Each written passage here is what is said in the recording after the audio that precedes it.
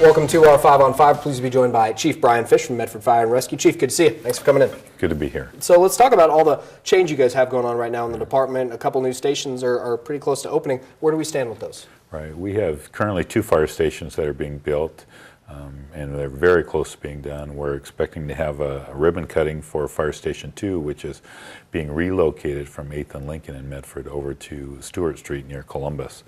And it's scheduled for February 13th at noon for that. So we're pretty excited about that. We've got the finishing touches going on for the contract with that to be done. And then Fire Station 4, which is over by Railroad Park, is about a month behind that. Okay.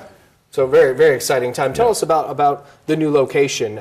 Is that just due to changing demographics and how the city's located? What are the advantages? Well, since we put in the original Fire Station 2, which is over 60 years old, Medford's changed a little bit. And so by moving Fire Station 2 farther out on Stewart and Columbus gives us a better opportunity to respond to a lot more of the homes and residents that have moved around in that southwest area of Medford.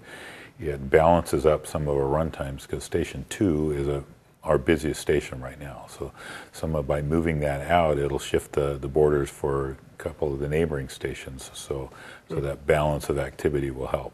Okay, and you guys, obviously you're dealing with budgets as you look at these projects.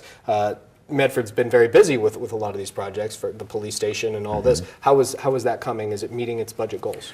Yeah, we're